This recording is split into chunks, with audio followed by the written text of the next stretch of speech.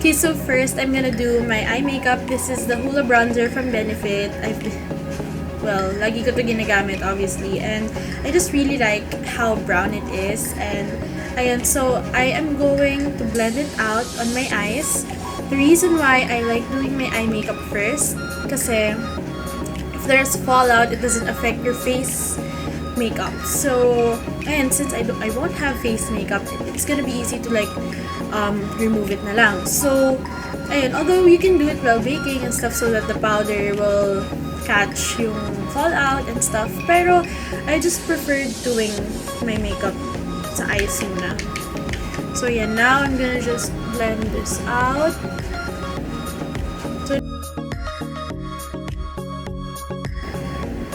So I'm putting this on my crease just so it defines my eyes a little bit. So ito yung starting color ko. So obviously, my eye makeup is gonna be something warm toned. I really like doing my eyes na parang medyo warm yung colors. I haven't really tried doing like super intense colors like blue or purple or whatever.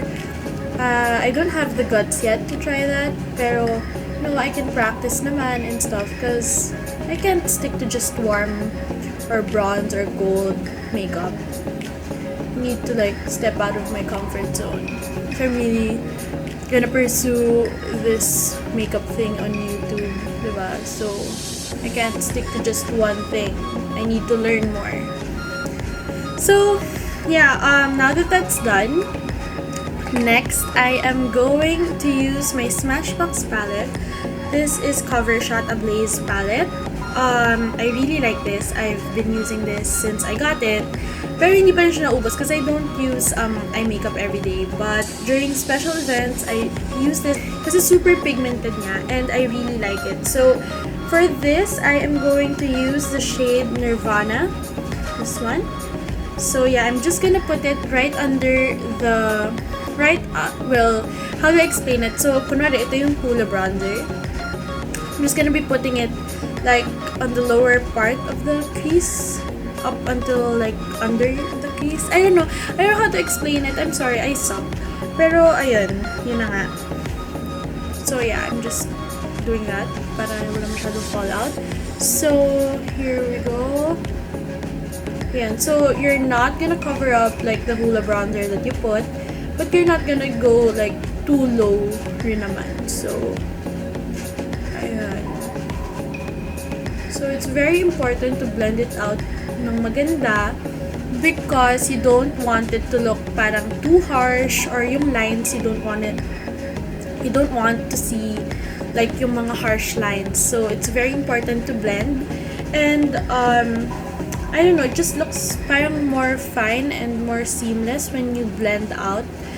And ayun, parang I don't know, makeup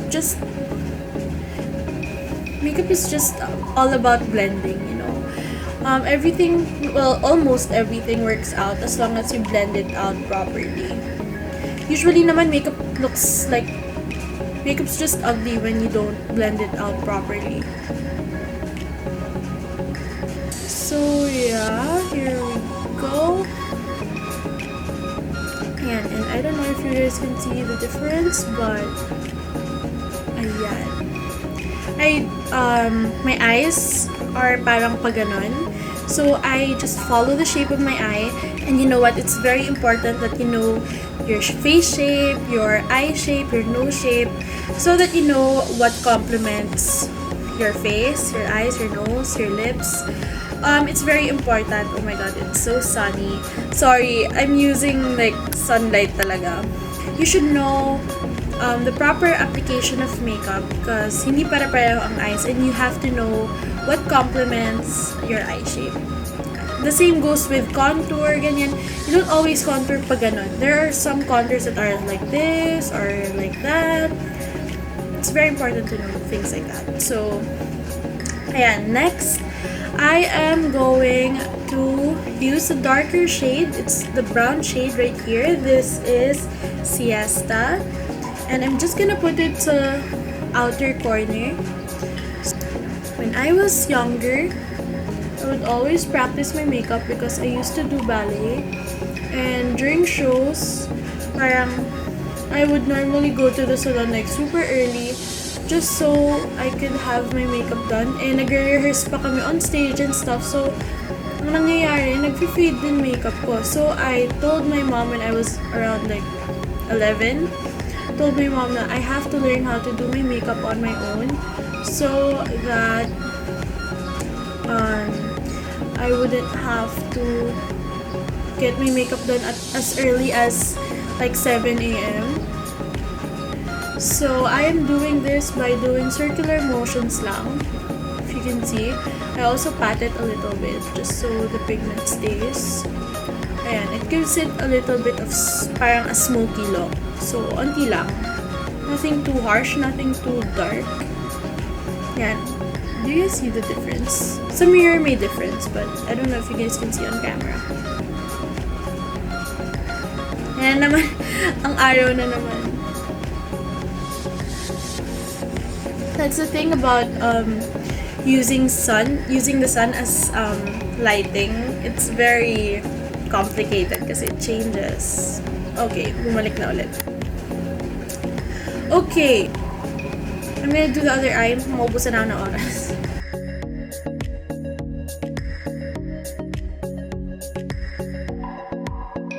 Ayaw mag-cooperate ng sun. It's very hard to do your makeup pag nasisilaw, okay? Now, I'm gonna put some shimmer on my eyes. So, using the same palette, I am going to use the shade Delirious. It's this one. It's the orange shimmery shade. So, okay, so I'm going to pat this on my eye. So, ayan. So, what you want to do is just put it sa center ng eyes nyo. And a little bit sa, not super sa, hindi masyado like sa inside ng eyes. Because we're still gonna put like a little bit of shimmer there. So, as I said, magkakaroon talaga ng fall. Oh my gosh! The sun is blinding talaga. Anyway, kaya to.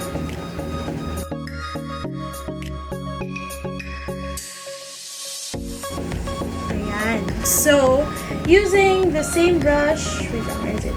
Okay, so, ayan. So, using the same brush that we used for the darker brown, we're just gonna blend that out a little bit. Para nga, like I said kanina, it has to be seamless and it has to be like not too harsh. So, ayan. So, for the eyes, we're also gonna put like sa inner corner ng eyes, but we're gonna do that later. Also sa under eye, not under eye, like below the lash line. We're also gonna do that, pero later na, after, like, when we're baking na lang. So that it doesn't, doesn't get ruined by concealer or whatever. So, yeah. For the lashes, I'm gonna be using my Mumuso handmade false eyelash. This weren't, hindi ito yung gamit ko last Saturday, but, I think these will do. Anyway, I'm gonna do this off camera and just give me a sec. Okay, so now that I'm done with my lashes, so these aren't as volumized as the ones I used last Saturday, but I think these will do. I mean, compared to like my normal lashes lang. First, I am going to use some MAC strobe cream just so it gives me a little bit of glow. So ayan, as you can see, it's very messy. I don't know why, but just, so ayan, I'm gonna put a little bit here, and here sa forehead. So, ayan, and now I'm just gonna spread it a little bit here sa cheeks. Here lang sa upper part, just so it gives a natural glow. So, ayan, I really like how this smells. It smells so nice. Okay, so now I'm gonna do my foundation. This is the MAC Face and Body Foundation in the shade C5. This is water-based, so I really like this. And if you have dry skin or like sensitive skin like me, I would suggest getting this or any foundation that's water-based so that, ayan, ganda na ng lighting ulit. So that your face wouldn't look like cakey, you know? Ayun na naman. So, yeah, how do I explain this? So, kasi, when your face is dry, and you put, ano tawag dito? And you use, parang matte na foundation, it just looks cakey when you're done. And when you put, like, too much powder or whatever, it just doesn't work out. Parang, for me, water-based foundations are really the key. So yeah, water-based foundations really do the trick. So what I do for blending out my foundation, I start inwards. I start from the inside going out. I learned this from a video by Catriona Gray, I think, or Kelsey Mary. One of them said that you should start from the center outwards. And don't forget your ears and your hairline.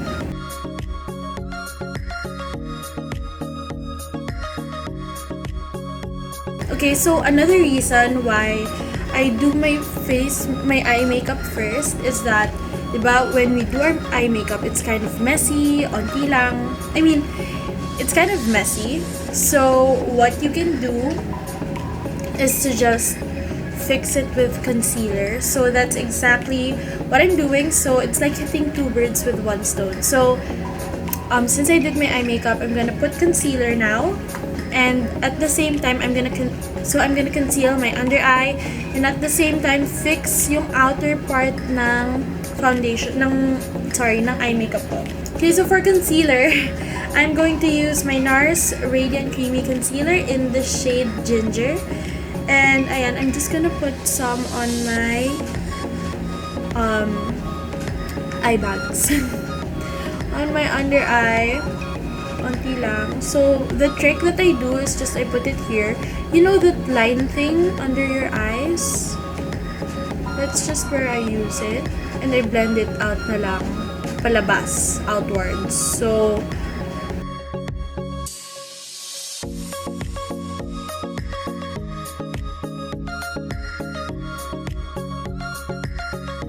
or y'all start to hate me na parang, ang puti ng concealer mo, blah blah blah. In person, it's not really that light. So, ayan, I put a little bit here. I don't put concealer na here so that it's not too cakey. I just put yung parang mga excess on the brush. That's what I do with my forehead and my nose and my cupid's bow. Pero on my chin, I put talaga. That's because I don't have a chin. Ayan, so my chin is kind of small. So, I put some highlight here, extra highlight, just so kita siya. So, yeah. Now, I'm just gonna blend out some of the concealer that I put on my face. And here din, kasi I have skin asthma and it's attacking me right now. Here's upper lip. It's very dark. It's not because of a mustache, it's because of my skin asthma. So anyway, now that that's done, it's time to bake. So I am going to bake my under eyes using my Laura Mercier translucent powder. While doing this, I am also going to do my lower lash line makeup.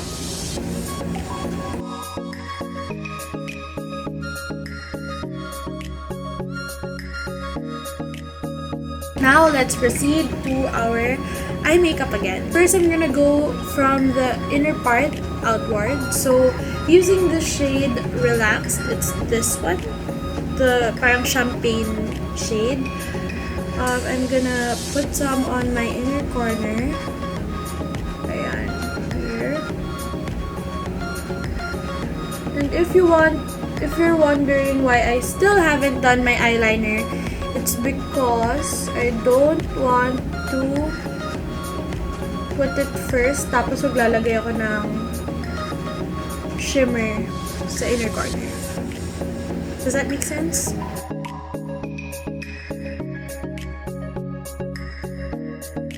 Okay, so now I am going to put the shade Delirious again sa parang middle part. So for this, we're gonna want to use something flat, a flat brush.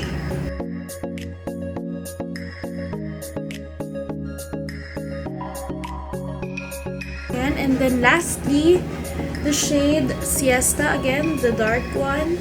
Sa outer part lang, onti lang. Just a little bit. Okay, so now that that's done, I'm gonna do my eyeliner now. So what we want to achieve is just a winged liner and onting touch up lang sa parts na falsies that aren't like so nice. Charing.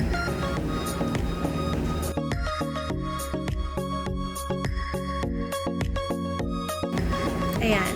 So that's basically it. I don't put like too much because like I said, medyo smoky na to and you just want that wing. Now we are going to remove our bake.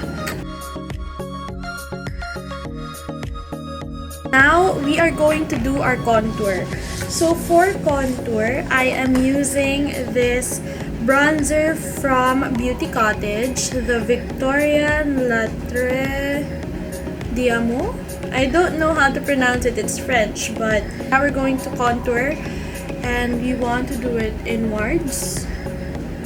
So contouring, like I said, is just like eye makeup. You have to know your face shape so you can achieve the right type of contour. So for me, I just put it sa side ng face ko, a little bit downwards, so that my cheeks would appear a bit smaller.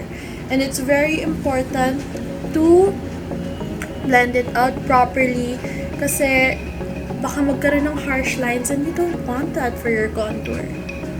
So yeah, now I'm gonna put some on my nose as well. So what I do is I use 2 fingers,